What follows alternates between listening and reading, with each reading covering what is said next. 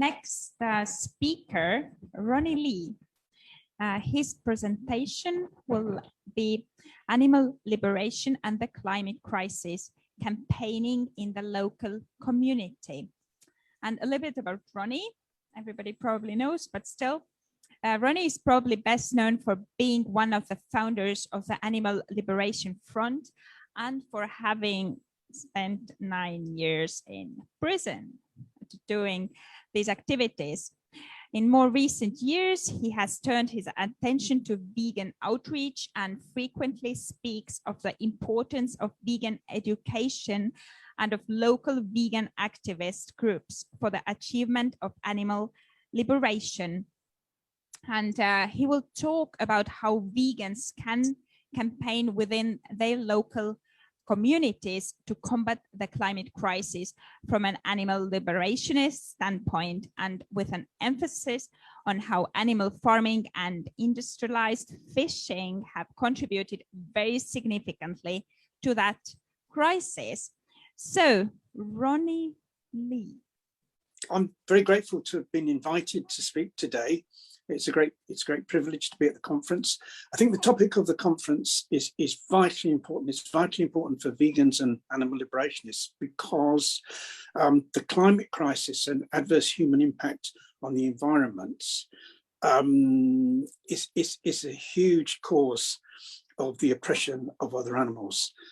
Billions of wild animals are dying at this moment because of the climate crisis and other harmful human impact on the environment. So it's vital that we do our utmost to combat that. And it's important to remember that that speciesism and human supremacism are really the root cause of the climate crisis. For instance, animal farming is a huge contributor to global heating.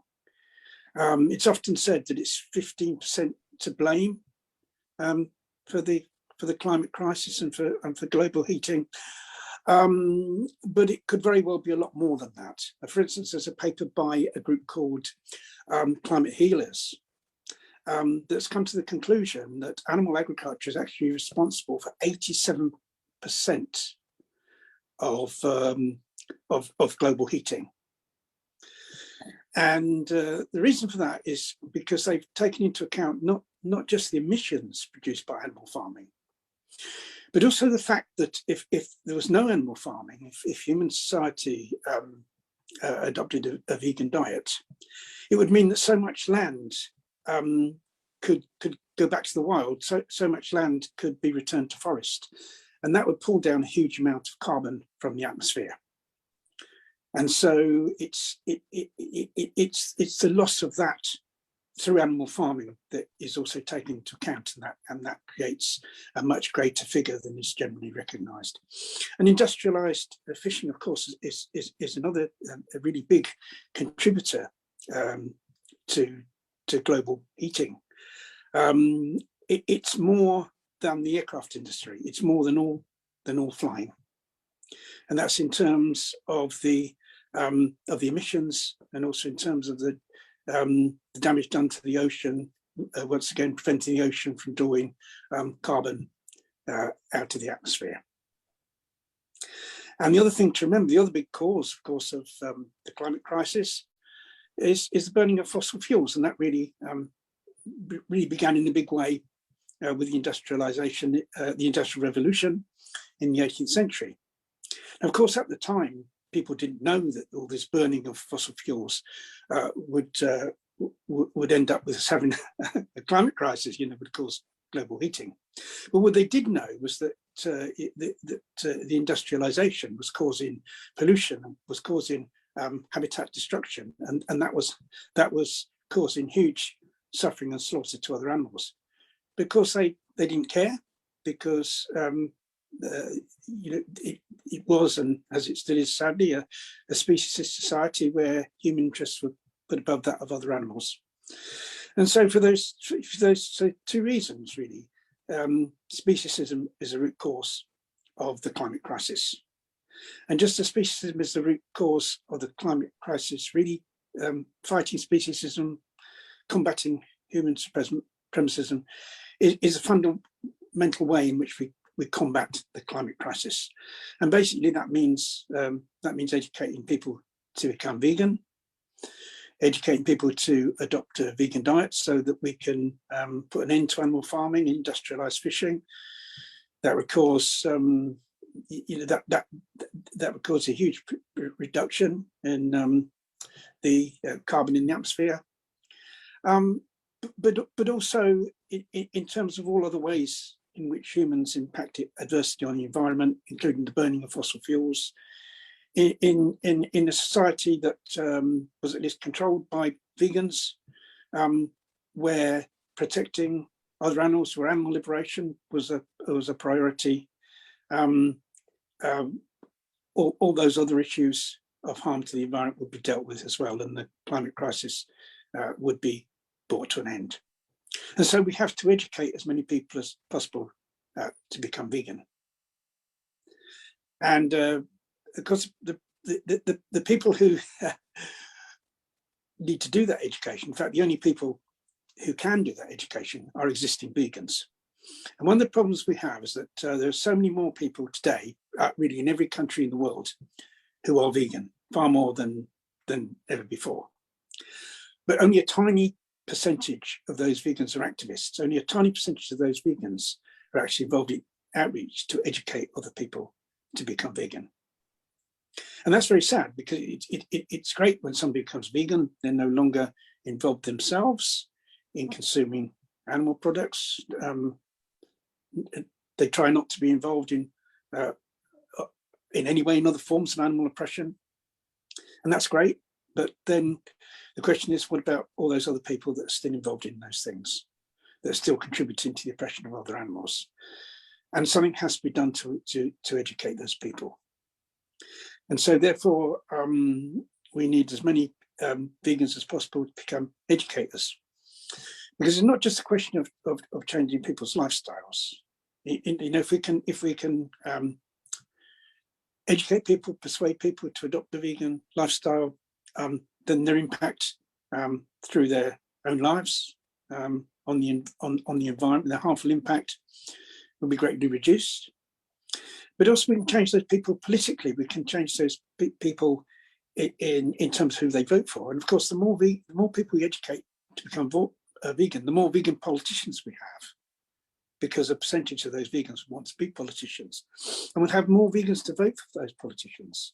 So we can completely change the political landscape. We can elect administrations that care properly about animals, that want to bring about animal liberation, that want to move us towards a society where animal products aren't consumed, and who want to properly combat the climate crisis. And so we need more vegans to be educators. And basically, what I'd say to people is, listening to this, obviously, if you're not vegan, then go vegan, adopt a vegan diet and go vegan.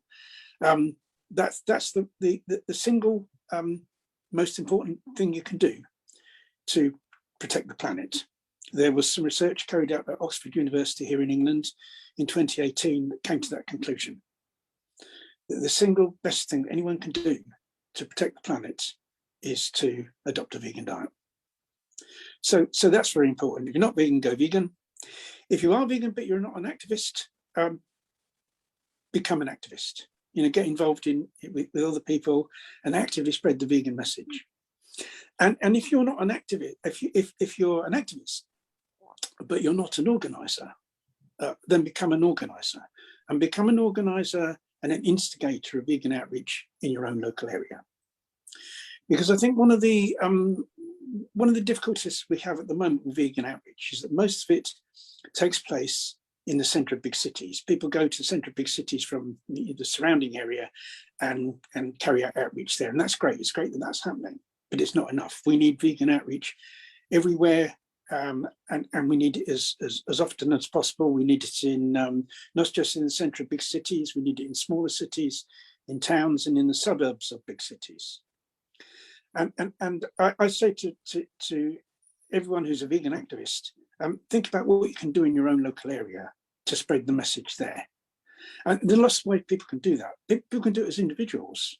People can leave vegan leaflets on public transport, in public places, put them in books in libraries, inside magazines. Those are all things I do locally. And also they can deliver leaflets to people's homes. It's something we call door dropping, where we put leaflets through people's letterboxes. And people can do that as individuals. But as a group, with just with 2 or 3 other vegans, you can do a lot more. You can do information stores, for instance. I mean, I do small information stores just myself sometimes, but obviously anything larger, it's very useful to have more people. So in a local area, somebody who's a vegan organizer can recruit other local vegans and do some of those larger forms of outreach. And so what I'd really say in conclusion, I'm hoping that there'll be lots of questions afterwards, is once again, if you're not vegan, go vegan. If you're vegan but not an activist, become an activist. If you're not an activist, but if you're an activist but not an organizer, become an organizer of outreach and become an organizer in your local area. And the other thing that's really important, and something we've done locally, is make alliances with local environmental groups and work with them and become involved with them. Now, those people may not be doing it for the same reason we're doing it. They can be very human-centric, not really be bothered about other animals. That they want to protect the environment. They want to end the climate crisis because of the effect on humans. And so they're not really doing it for the same reason as us, but nevertheless, what they're campaigning for is going to help other animals and is going to help other animals in a big way. Because the climate crisis and other forms of environmental destruction, the main victims of those things aren't humans. They're other animals. I mean, humans, can and do suffer terribly because of these things, obviously, but the impact on other animals is much greater. So it's important to work with those groups. And locally, my local vegan group, we're part of a local Green Alliance. And because of that, we're able to hold stalls at local environmental events. And it helps us, very much to spread the message. So if we can do all those things, if we become active and spread the vegan message as much as we possibly can, we can properly combat the climate crisis and we can bring about animal liberation. Thank you. Thank you. Here's one question from Zoom. Hey, Ronnie, good to see you at this year's conference. You must have seen the new invention that are masks for cows because of burping. Are these inventions the latest straw for the livestock industry? Could things get even tougher for animals before the world moves towards a fully organic vegan diet? Yeah, I think those are desperate measures by the animal agriculture industry to somehow make animal farming more acceptable. But they're I mean, in 2 ways. In 2 ways, it's not good. I mean, first of all, those animals are still going to be sent for slaughter. They're still going to suffer. So it's not going to help those individual animals at all.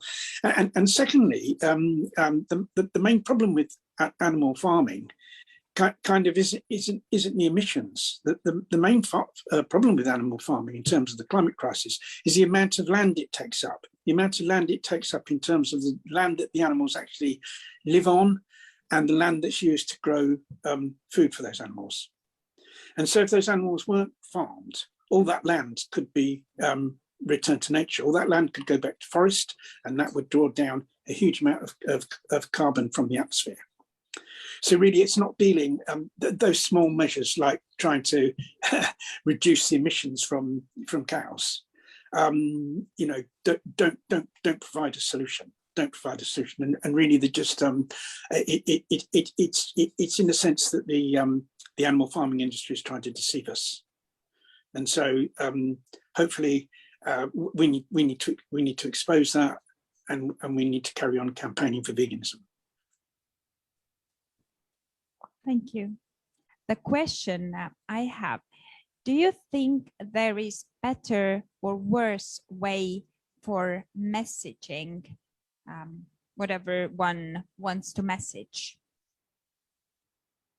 I think in terms of vegan outreach, what we have to remember is people need to feel that they have made the decision themselves to go vegan.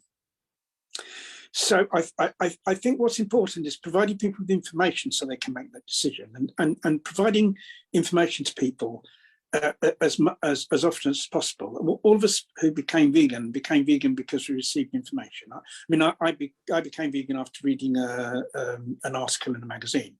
A lot of people I know became vegan after receiving a leaflet. More recently, it's often a video that someone's watched on YouTube, for instance. There's all sorts of ways, and sometimes people need to receive that information several times and from different sources before they decide to go vegan. So it's very important that we put out as much information as possible in many different forms.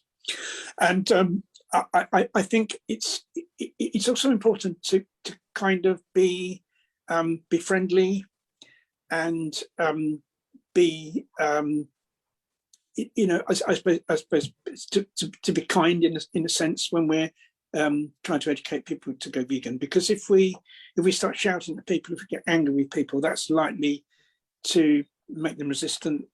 That's likely to make them not want to listen to our message, and it can be very frustrating sometimes talking to people, the kind of ridiculous sort of excuses they put forward why they have to carry on eating meat, for instance.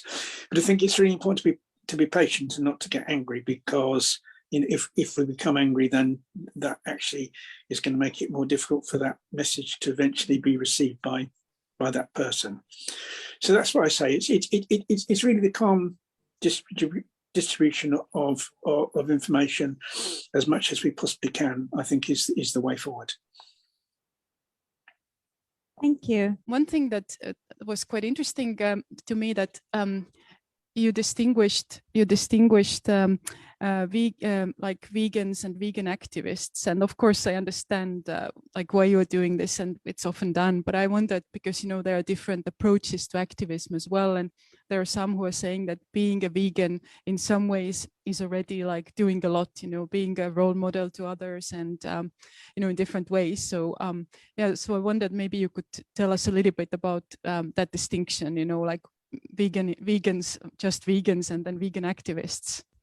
Well, if somebody is just a vegan in terms of what they avoid, in other words, they're avoiding consuming animal products, and they'd be avoiding other things, like they wouldn't attend animal circuses, they wouldn't attend animal racing, they try not to contribute money to organisation that funded animal experiments, and they wouldn't wear fur or leather or all these things. It's all about avoidance. It's all about avoiding things, and that's great.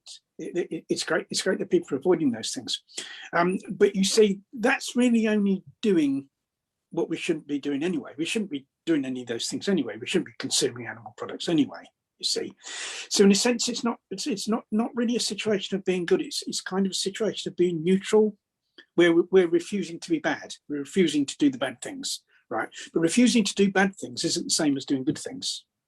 If you see what I mean, neutral isn't the same as being positive, and so it's great that people are avoiding all these things that harm animals. That's absolutely brilliant. But the question is, what about all those other people that are still continuing to do those things? The people that are continuing to consume animal products, people that are continuing to contribute to all these other forms of animal oppression.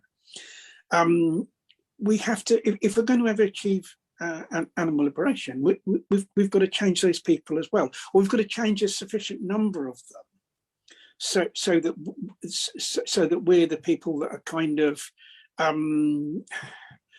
so that we're in charge in a way, so that we're, we're the people that, it's people like us that kind of form the government, and it's people like us that pass the laws. You see, we have to create enough vegans in order to enable us to do that, and that's a lot more vegans than we've got now. And so if you really want animal liberation, and if someone, the reason why someone goes vegan, in terms of the proper definition of veganism, is because they care about animal liberation, and they want animals to be free from oppression by humans, and they don't want to contribute to that. Now, if someone is in that position, surely they want animal liberation to come about. They want all animals to be free from oppression, and the only way to do that, if we want to do that, we have to educate a lot of other people to go vegan. And the only people who can do that is vegans, are vegans. And so we all need to play our part in that. And it doesn't have to be, it doesn't have to be anything that, that's risky, or that's noisy, or that's loud. We can do that. All of us can do that in really quite a simple and peaceful and quiet way, just by, distributing information, by giving out leaflets, by holding, holding information stalls, helping at those stalls. We can all do something, and all of us have some spare time. Obviously, everyone has got things going on in their lives that they've got to deal with first, their family issues and their work, for instance. But everyone has some spare time, and what I ask of all vegans is they use at least some of that spare time to spread the vegan message.